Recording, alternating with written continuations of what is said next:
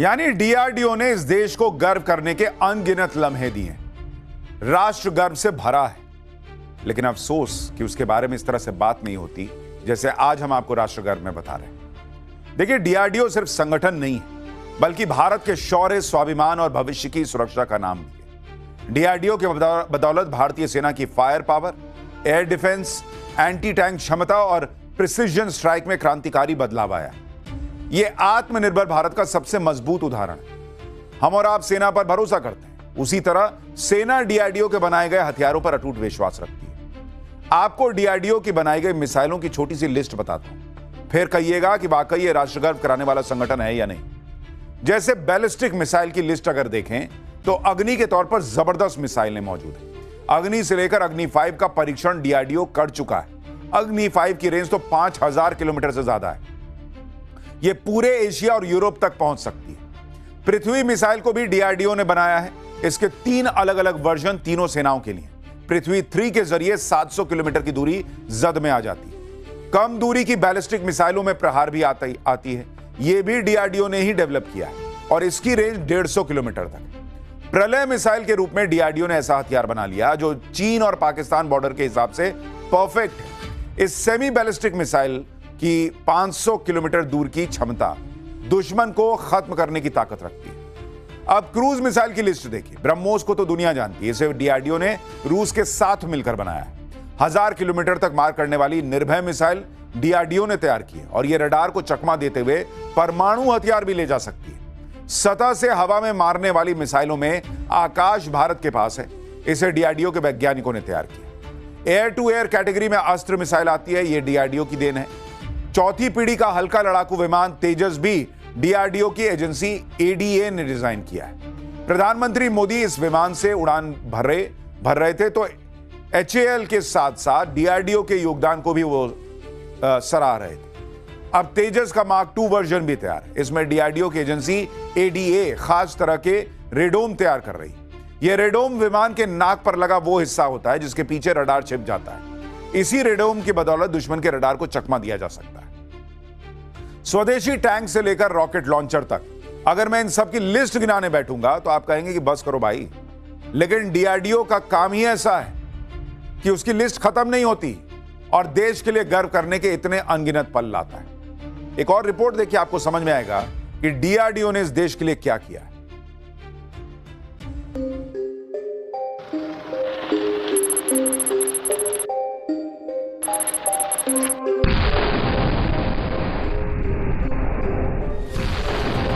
देश का पहला परमाणु बम स्माइलिंग बुद्धा डीआरडीओ ने भाभा एटॉमिक रिसर्च सेंटर के साथ मिलकर बनाया। डीआरडीओ की एक लैब ने इम्प्लोजन लेंस असेंबल किए जो कि परमाणु विस्फोट के लिए जरूरी हाई एक्सप्लोसिव सिस्टम थे। दूसरी लैब ने डेटोनेशन सिस्टम तैयार किया। कई डीआरडीओ वैज्ञानिक स्माइलिंग बुद्धा के परीक्षण के दौरान 24 घंटे एक्टिव थे। पोखरण में न्यूक्लियर टेस्ट हुआ तो दुनिया ने हिंदुस्तान की परमाणु पावर देखी। भारत को गर्व के इन लम्हों तक पहुंचाने के लिए डीआरडीओ के वैज्ञानिकों ने खासी मेहनत की थी। डीआरडीओ के साइंटिस्ट ने अमेरिकी खुफिया एजेंसी सीआईए की जासूसी से बचने के लिए खुद को सेना की वर्दी में रखा और छद्म नाम इस्तेमाल किए। भूमिगत टेस्ट करना था, जमीन के नीचे करना था। उसके लिए बहुत गहरी शेफ्ट तैयार करनी थी। कैसे डिजाइन होगा उन शेफ्ट का, कितनी हमें सुरक्षा का ध्यान रखना होगा और उसमें उन डिवाइस को जो है कैसे बनाया जाएगा, दोनों तरह से, एक्सप्लोजन के लिए भी और एक हथियार के रूप में भी। तो वो सब काम डीआरडीओ के अलग अलग लेबोरेटरीज में इसके अलग अलग काम किए गए। ऑपरेशन सिंदूर में पाकिस्तान धुआं हुआ तो हिंदुस्तानी सेना का कमाल दिखा। हालांकि दुश्मनों को बर्बाद करने के पीछे डीआरडीओ ने भी अथक परिश्रम की है। डीआरडीओ के बनाए गए कई हथियार ऑपरेशन सिंदूर का पार्ट थे। ऑपरेशन सिंदूर डीआरडीओ की सेल्फ रिलायंस का बड़ा उदाहरण माना गया, जहां देसी तकनीक ने पाकिस्तानी हमलों को रोका। भारत के शौर्य और पराक्रम की ये तो थी ही परीक्षा, लेकिन आपकी टेक्नोलॉजी की भी परीक्षा थी और उसमें आप पास कर गए।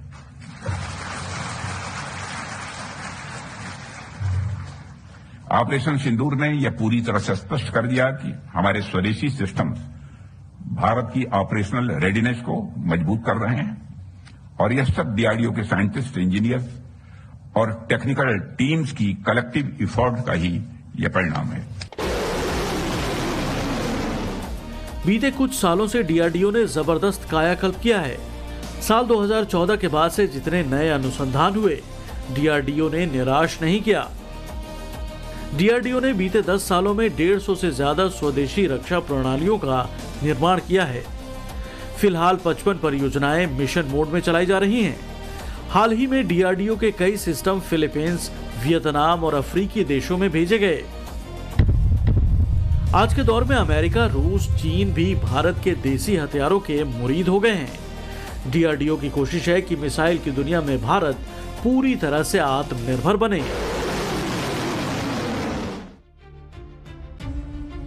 डीआरडीओ अब किसी पहचान का मोहताज नहीं। इसे रिसर्च एंड डेवलपमेंट तक सीमित रखा जाए, ऐसा भी नहीं। डीआरडीओ का फोकस किसी प्रोजेक्ट के फुल साइकिल पर रहता है, जिसमें डिजाइन भी है, प्रोटोटाइप, प्रोडक्शन और एक्सपोर्ट भी है। स्वदेशी तकनीक विकसित करके डीआरडीओ ने पिछले 5 सालों में 2,64,156 करोड़ की भारी बचत की है। अब इस पैसे के जरिए नए नए लैब्स खोले जाएंगे और फिर वहां दुश्मनों की मौत का सामान तैयार किया जाएगा।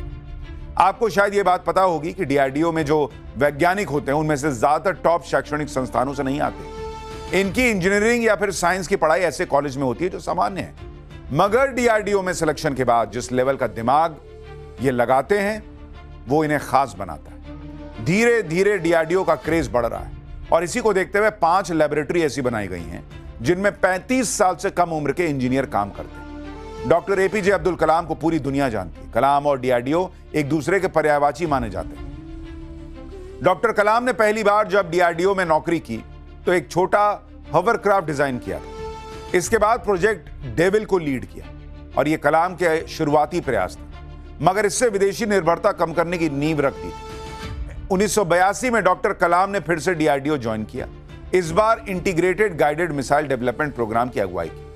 कलाम के साथ इस टीम में 60 से 70 वैज्ञानिक थे। कलाम ने इस दौरान मिसाइल की दुनिया में क्रांति ला दी। पृथ्वी, अग्नि, आकाश, त्रिशूल और नाग, ये जितनी भी मिसाइलें हैं, ये सब डॉक्टर एपीजे अब्दुल कलाम की मेहनत का भी नतीजा है।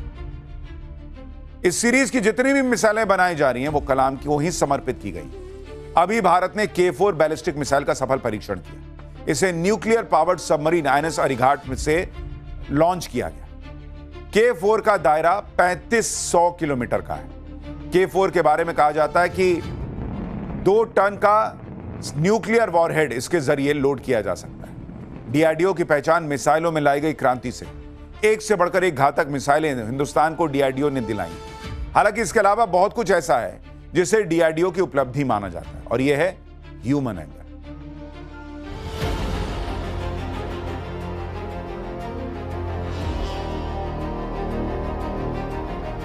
जब पूरी दुनिया कोविड-19 से परेशान थी, मौतों का आंकड़ा बढ़ता जा रहा था, तब डीआरडीओ वैज्ञानिकों ने ऐसी पीपीई किट तैयार की जिसने न सिर्फ डॉक्टरों को बचाने में मदद की, बल्कि उसके जरिए मरीजों का इलाज भी किया गया। कोविड से लड़ने के लिए डीआरडीओ ने एक दवा भी तैयार की थी जिसे नाम दिया गया 2DG। इस मेडिसिन की बदौलत अस्पताल में भर्ती मरीजों की ऑक्सीजन पर निर्भरता को कम किया गया था। एक समय तो प्रारंभ का जो समय था, जब कोविड का यह दौर आया था, तो लोग बहुत घबराए हुए से थे। डॉक्टर से, हम लोगों से बातचीत में कहते थे, साहब हमारे यहाँ वेंटिलेटर नहीं है, हमारे यहाँ सैनिटाइजर्स इतने नहीं मिलेंगे, इतना मास्क बहुत समय लगेगा, लंबा समय लगेगा। लेकिन डीआरडीओ ने वेंटिलेटर्स बनाने में मास्क, पीपीई किट्स, यह सब सारा और सैनिटाइजर्स वगैरह जो काम किया है, उसकी जितने भी सराहना की जाए वो कम है। मैं बधाई देना चाहता हूं डीआरडीओ को। पोलियो से पीड़ित बच्चों के लिए भी डीआरडीओ एक नई उम्मीद बना है। डीआरडीओ के बनाए गए कैपिलर अब तक 50,000 से ज्यादा पोलियो ग्रसित बच्चों को लंबी छलांग लगाने में मदद कर चुके हैं। ये कैलिपर 300 ग्राम से लेकर 400 ग्राम के होते हैं। इनकी कीमत भी पहले के मुकाबले कम होती है। इन कृत्रिम पैरों में उस तकनीक का इस्तेमाल किया गया जो मिसाइलों में इस्तेमाल होने वाली लाइट वेट कंपोजिट मटेरियल्स कहलाती हैं। डॉक्टर अब्दुल कलाम ने 90 के दशक में पोलियो से पीड़ित कुछ बच्चों को भारी भरकम कैलिपर पहने देखा था। दर्द से कराहते हुए बच्चों को देखकर उनका दिल पिघला और फिर जो करिश्मा हुआ, आज उसे हर कोई सलाम करता है। भारत का पहला स्वदेशी कोरोनरी स्टेंट डीआरडीओ ने ही विकसित किया है। यह विदेशी स्टेंटों की तुलना में किफायती और प्रभावी साबित हुआ है। अब तक 30 से ज्यादा देशों में 30 लाख से ज्यादा इम्प्लांट्स किए जा चुके हैं।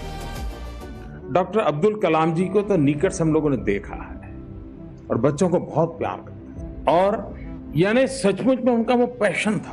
उनको किसी ने पूछा था एक बार कि आप क्या चाहेंगे, लोग आपको कैसे याद रखें, तो डॉक्टर अब्दुल कलाम जी ने कहा कि लोग मुझे अगर याद रखना है तो टीचर के रूप में याद रखें। राष्ट्रपति पद से मुक्त होने के दूसरे ही दिन वे चेन्नई चले गए और चेन्नई में जाकर के क्लासरूम में बच्चों को पढ़ाना शुरू कर दिया, और जीवन के अंतकाल में भी विद्यार्थियों के साथ अपने विचारों का विमर्श करते करते ही उन्होंने अपना देह छोड़ दिया।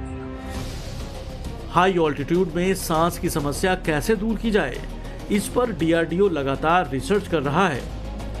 किन हालात में किस तरह का खाना खाया जाए और बर्फीले इलाकों में मौसम के हिसाब से कौन सी ड्रेस पहनकर लंबे वक्त तक सरवाइव किया जाए, ये भी डीआरडीओ की रिसर्च का पार्ट है।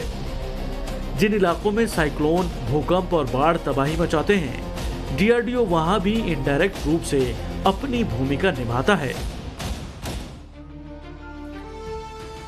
डीआरडीओ पर गर्व करने की कई वजह हैं, जो मैंने आपको गिनाई भी, लेकिन यह सफर इतना आसान भी नहीं रहा। एक वक्त ऐसा भी था जब डीआरडीओ को शक की नजरों से देखा जाने लगा था। एक तो वैज्ञानिकों की भारी कमी थी और फिर तय वक्त पर हथियार की डिलीवरी नहीं हो पा रही।